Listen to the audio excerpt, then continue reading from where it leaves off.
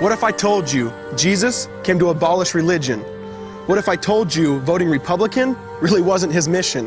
What if I told you Republican doesn't automatically mean Christian, and just because you call some people blind doesn't automatically give you vision? I mean, if religion is so great, why has it started so many wars? Why does it build huge churches but fails to feed the poor?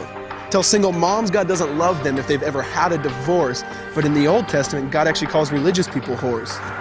Religion might preach grace, but another thing they practice. Tend to ridicule God's people. They did it to John the Baptist. They can't fix their problems, and so they just mask it, not realizing religion's like spraying perfume on a casket. See, the problem with religion is it never gets to the core.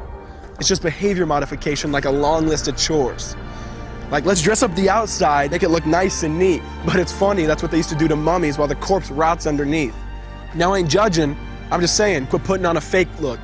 Because there's a problem if people only know that you're a Christian by your Facebook. I mean, in every other aspect of life, you know that logic's unworthy.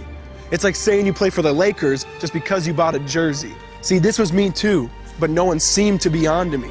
Acting like a church kid while addicted to pornography. See, on Sunday I'd go to church, but Saturday getting faded, acting if I was simply created to just have sex and get wasted.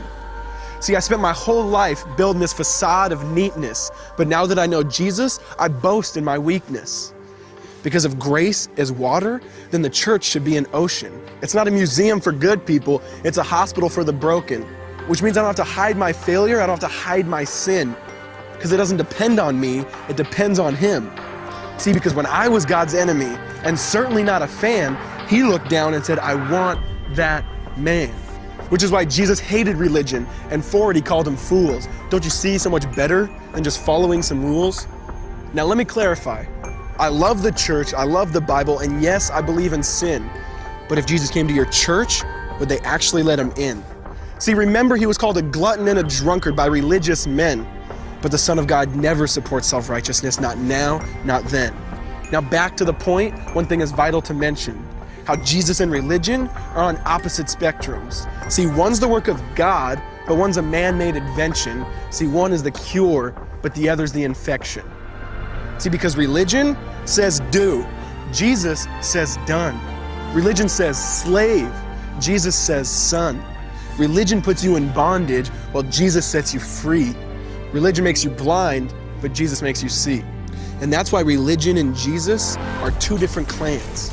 Religion is man searching for God. Christianity is God searching for man.